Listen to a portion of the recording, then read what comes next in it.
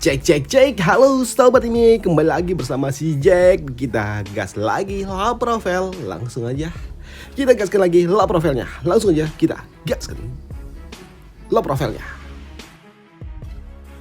Mereview sedikit dari part sebelumnya. Saat ini di Sektemo, Pak Tuaji dia masih ada di tempat ini dan dia melakukan sebuah bimbingan kepada murid-murid dari Sektemo. Bukanlah Dongli tapi Xiao Qiu. Xiao Qiu lah yang diajari oleh Pak Tuaji.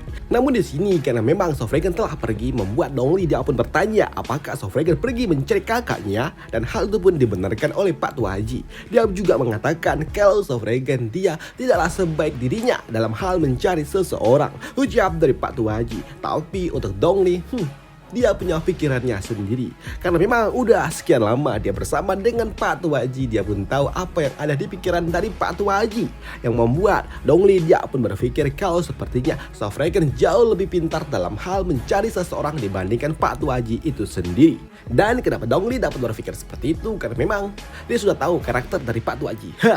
Sedangkan untuk Pak Tuaji sendiri, dia pun sempat berpikir, tunggu dulu, ini sepertinya ada yang tidak beres. Ucap dari Pak Tuaji, di mana dia berpikir kalau kakak seniornya, dia tahu kalau Xiaogi pasti sangat berbakat, dan jika mereka nanti bertemu, Pak Tuaji dia pun takut kalau Xiaogi akan menjadi murid dari Sofragan, dan jika hal itu terjadi maka statusnya akan berada kembali di bawah dari Sofragan, dan itu membuatnya dia nggak mau kalau dia sampai tertinggal oleh Sofragan, dan itu membuat Pak Tuaji dia berucap, Dongli, kakak seniorku, bagaimana? Apakah dia akan menerima Xiaogi sebagai muridnya? Ucap dari Pak Tuaji. Tapi di sini Dongli dia pun mengatakan untuk tidak perlu khawatir.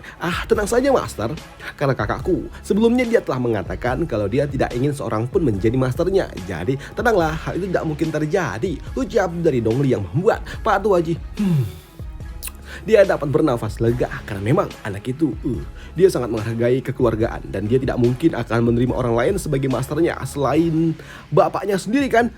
Ucap dari Pak Tuaji yang dapat berpikir lega. Selain itu juga Pak Tuaji dia juga tahu bakat yang dimiliki oleh Xiaogi sungguh sangat luar biasa, dan dia menebak dalam 1 tahun ke depan Xiaogi benar-benar akan luar biasa. Dan dia juga ingin tahu gaya dari berpedang dari Xiaogi, dan itu akan menentukan domain apa yang akan dibangkitkan oleh Xiaogi nanti di masa depan. Tapi untuk Dongli, dia tahu kalau sesuatu hal itu dapat terjadi, pasti kakaknya akan membangkitkan domain yang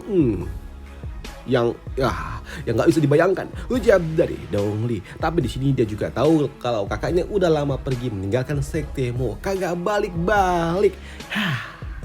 Dia apakah benar-benar tidak akan menetap di rumah lagi? Pikir dari Dongli. Sedangkan di sisi lainnya saat ini Nona Xian, dia ada di hadapan dari buku suci itu.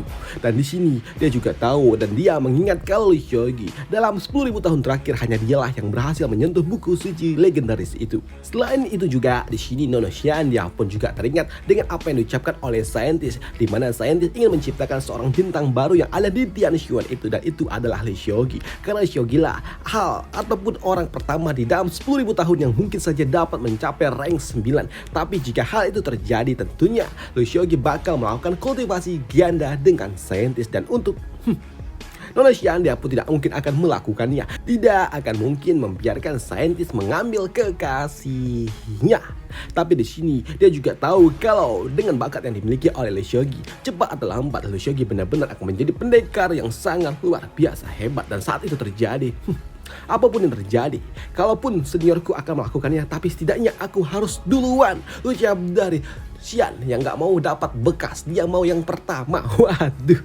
Dan di sini untuk melakukannya tentunya Xian dia harus mendapatkan kekuatan, dan dia harus menjadi lebih kuat lagi. Maka dari itulah dia harus mendapatkan bimbingan dari buku legendaris itu, dan dia berharap kalau kali ini bimbingannya akan membuatnya jauh lebih kuat daripada yang sebelumnya. Dan dia juga tahu kalau dulu 2 kali percobaan sebelum yang pernah dia lakukan, dia harus menggunakan kesadaran ilahi untuk dapat melakukannya.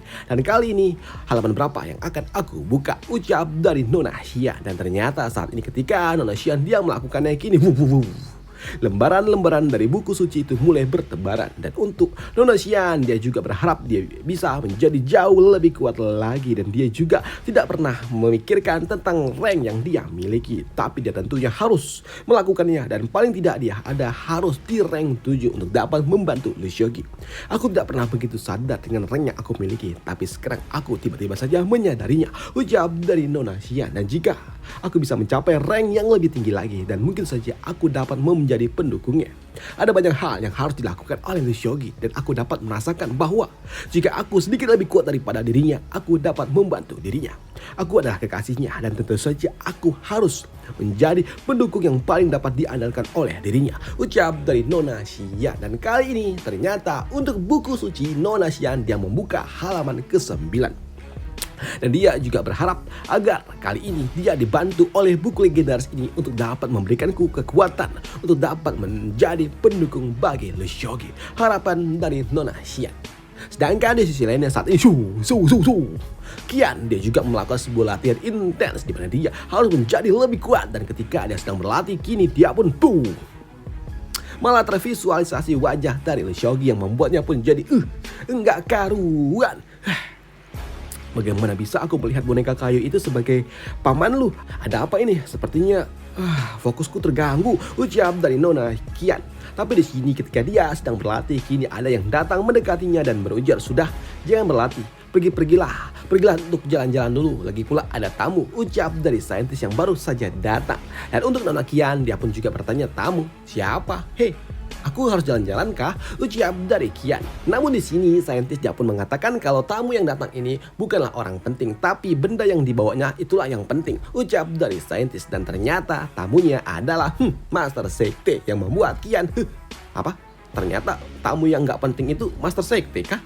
Ucap dari Kian. Dan untuk Kian tentunya dia memutuskan untuk keluar dulu karena ini adalah pertemuan para orang-orang penting yang ada di tempat ini. Namun ketika Kian akan melangkah keluar, dia pun mendengar apa yang diucapkan oleh Master Sekte. Situasi kali ini sangat besar. Aku telah berasumsi. Senior, kau pasti bisa menebaknya, ucap dari Master Sekte. Ini semua tentang Lee Seokgi. Hei! Mendengar apa yang diucapkan oleh Master Sekte, tentunya menotis bagi Kian, apalagi ini membahas tentang Lee Seokgi.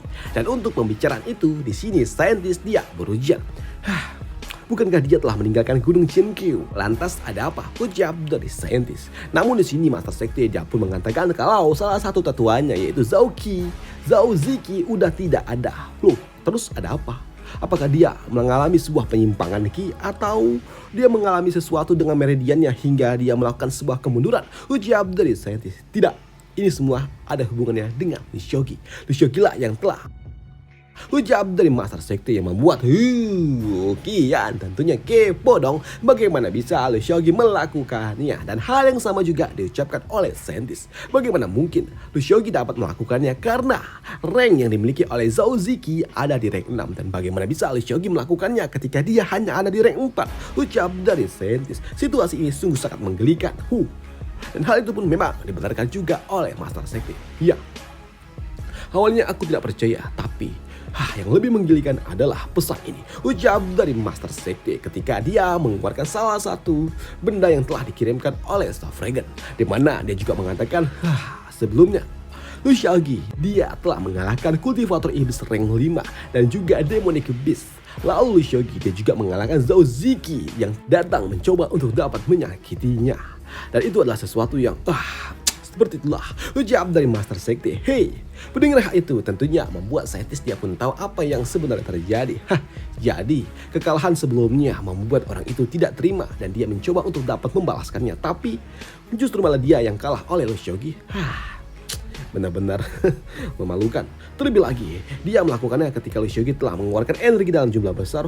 Benar-benar memalukan, ucap dari saintis. Tapi di sini untuk Kian tentunya dia tidak percaya bagaimana mungkin Lee Seokgi dapat melakukannya. Apalagi paman Zhao dia ada di rank 6. Bagaimana bisa dia melakukannya? Apalagi Lee Seokgi hanya di rank 4. Dan seharusnya kultivator rank 4 tidak mungkin dapat melakukannya dong, ucap dari Kian. Dan hal itu pun juga dibenarkan oleh Master Sekte. Tapi ini pesan dari Staff Dragon, ucap dari Master Sekte yang membuat Kian dia pun bingung. Apa? Staff Dragon itu? Ya, ini adalah Sofragen, pesan dari Sofragen. Lebih lagi, pesan ini Sofragen dia mengatakan kalau dia telah menyaksikan seluruh apa yang telah terjadi di tempat itu. Menyaksikan seluruh yang ada di tempat itu dengan mata kepalanya sendiri. Ya, hal itu pun dibenarkan oleh Master Sekti. Dan untuk saintis dia pun mengatakan, jika ini adalah pesan dari Sofragen, maka pesan itu adalah benar. Ucap dari saintis.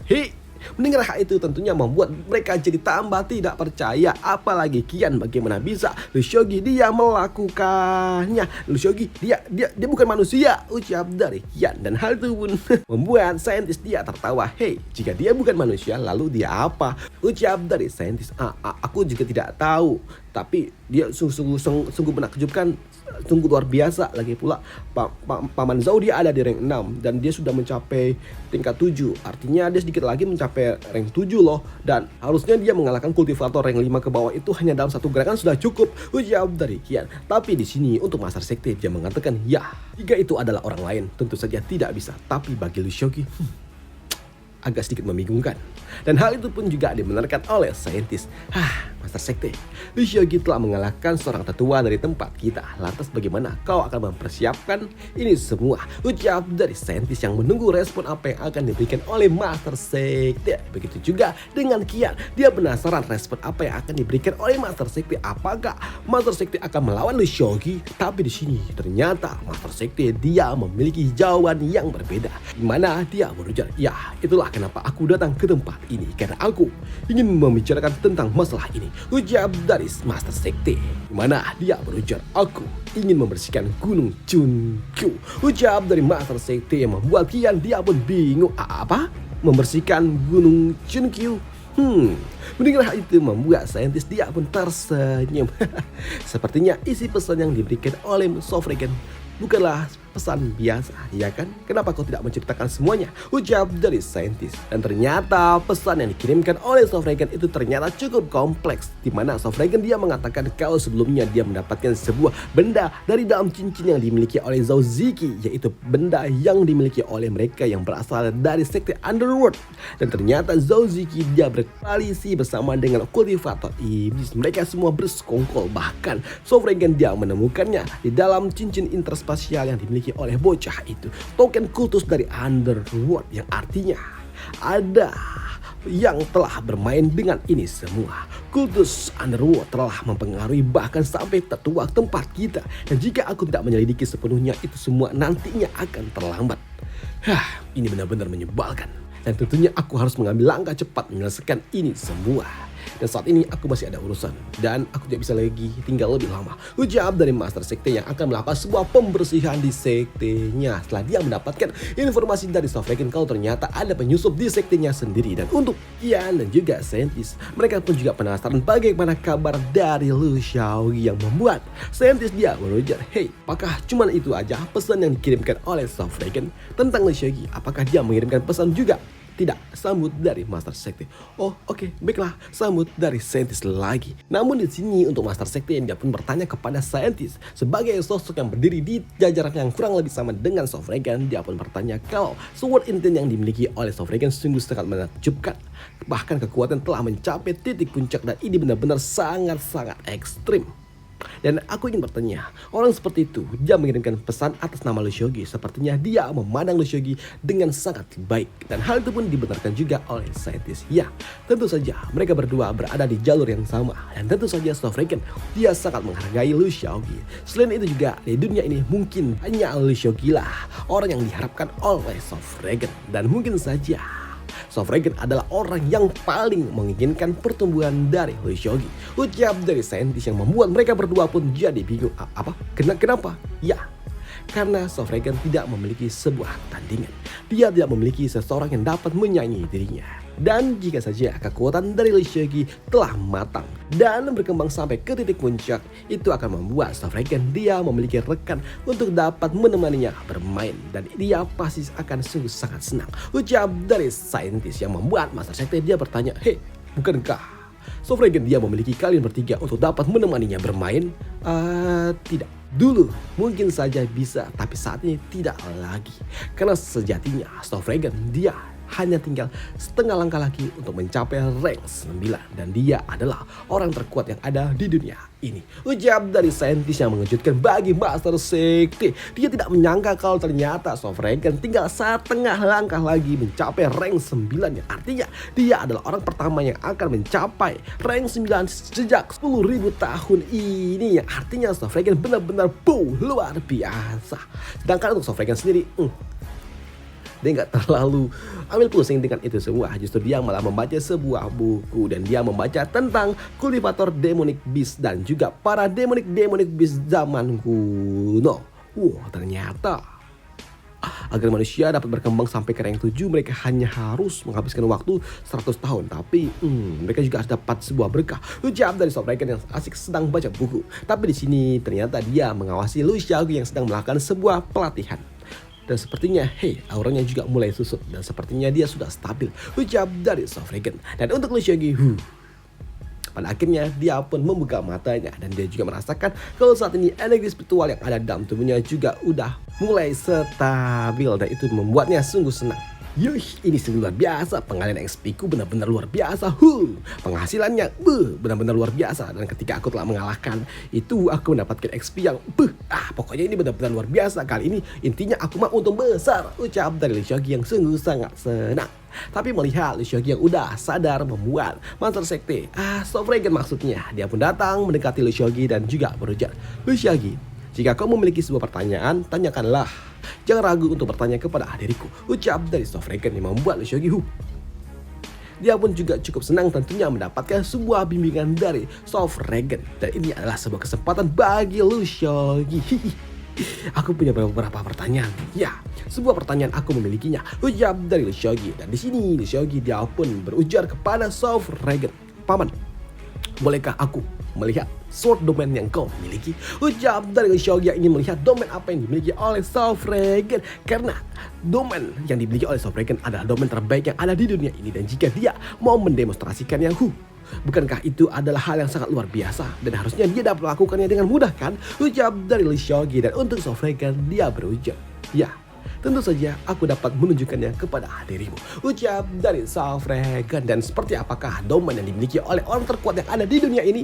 Kita bahas di part lanjutannya besok lagi. Dan sampai jumpa di part lanjutannya. Bye. Thank you.